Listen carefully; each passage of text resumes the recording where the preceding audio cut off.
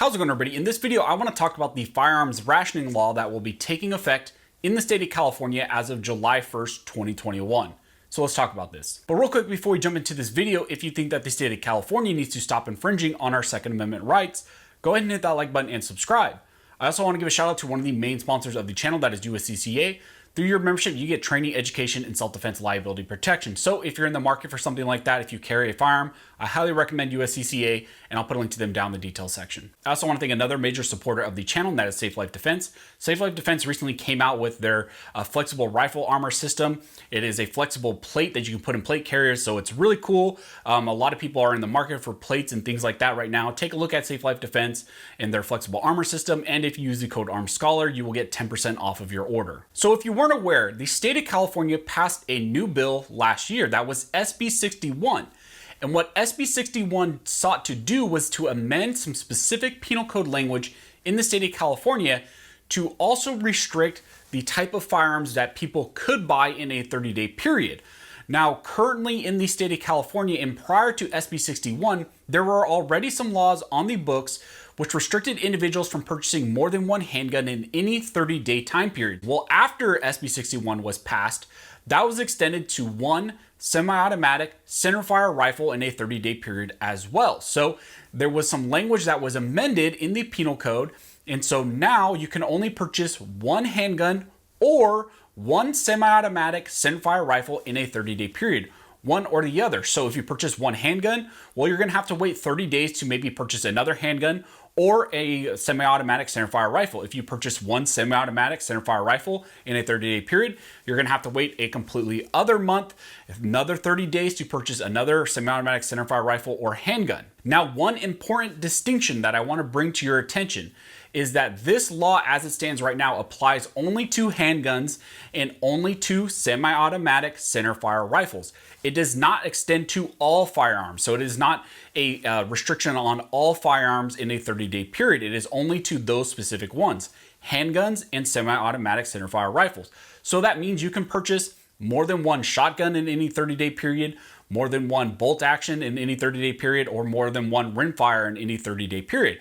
That also means you could purchase one handgun and then also purchase shotguns, bolt actions, as well as rimfires, or you can purchase maybe a semi-automatic centerfire rifle and then also buy a shotgun, bolt action, rimfire, things like that. So it is not an outright restriction, but it is still a huge infringement on our Second Amendment rights here in the state of California, because it is still restricting the types of firearms you could purchase in any given period of time. And so I'll read to you real quick the language that was added in by SB 61, and it will be added into Penal Code Section 27535, subsection A. It says, a person shall not make an application to purchase more than one handgun or semi-automatic centerfire rifle within any 30-day period. This subdivision does not authorize a person to make an application to purchase both a handgun and semi-automatic centerfire rifle within the same 30-day period. So that's what's the important distinction. It is you either or. You can either buy a handgun or buy a semi-automatic centerfire rifle, but you can't buy both in any 30-day period. So that's the huge implications of what SB 61 did. Now, what's also important is the exemptions to this law. So it's not an outright ban on all individuals, because like we see in the state of California most frequently, is that there are exemptions for things like law enforcement agencies, officers, and also for Hollywood individuals and people in the Hollywood industry, movie industry, things like that. So there are exemptions to this language. And then there are also some exemptions that normal individuals like me and you can use as well. The first one that is kind of important, and this is going to be under 27535 subdivision B, and it's going to be under that subsection B8, and it talks about any transaction conducted through a licensed firearms dealer pursuant to Chapter 5, commencing with section 28050, and that is the private party transaction language in the penal code. So if you're engaging in a private party transaction at an FFL, that will not count towards one of your 1 in 30 restrictions under this law. And then when you look at that subsection B9, that's probably going to be the most important one for a lot of us here in the state of California if we want to get around this restriction and limiting of the type of firearms we can buy in any 30-day period. And that is going to be your COE and FFL 03 exemption. Now, I know a lot of you probably aren't aware of this exemption because some people use it in the state of California for one major purpose, which is to actually be able to purchase ammunition online and have it sent to your door. The state of California currently has laws on the books which require eligibility checks to purchase ammunition, and also require that you have to go to a gun store, an FFL, to do so and engage in a face-to-face transaction. Well, if you have an FFL 03 and a COE, there are exemptions in California's law where you can actually have those sent to your door and purchase them online. So that is the main reason why a lot of people were using your COE and FFL 03.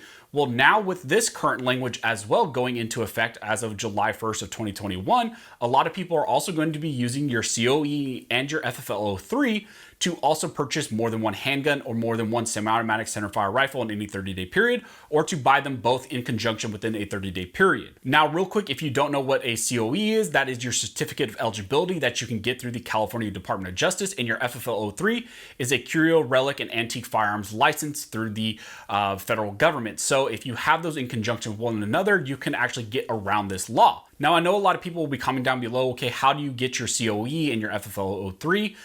For your COE, you're gonna have to have a live scan, and then you just simply fill out the COE form with the state of California and send it off to them. And then for your FFL 03, it's another form online that you can get, fill it out, send it off to the ATF. You're gonna have to send it to the ATF and also to your lead law enforcement agency like officer. So if you're a local like sheriff or you're a city PD like chief, you're gonna have to send it to that individual as well. Now, the process to do your COE and FFL 03 isn't super long. It's pretty quick, and also it doesn't cost a ton. It's only gonna be about $200-ish, I think, to do all the forms.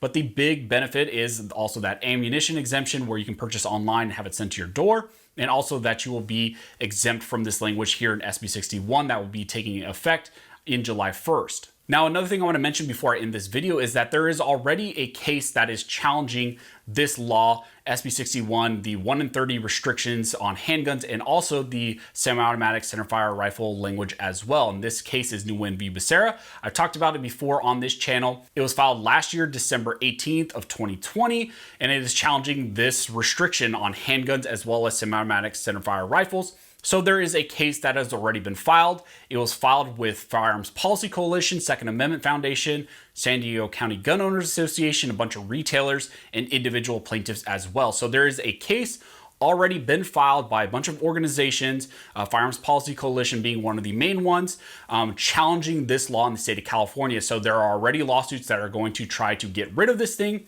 But as of right now, it will be taking effect July 1st of 2021. And so I'm not recommending you guys go rush out and try to purchase a bunch of semi-automatic centerfire rifles or handguns or anything like that. But what I am saying is that there is going to be a law that is taking effect that will affect you maybe in some way.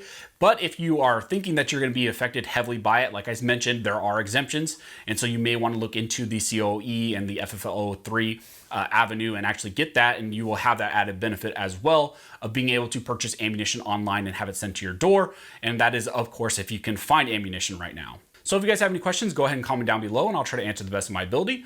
Also, if you guys like this video and you would like to support the channel, one of the best ways to do that is to like, comment, subscribe, and make sure to hit that notification bell because that helps the channel analytics, helps to spread the word about the Second Amendment, also spread the word about 2A infringements like this that are going on in the state of California. So as always, thank you all for watching. Don't forget to like and subscribe, and never forget this nation was built by armed scholars, and this nation will be maintained by armed scholars.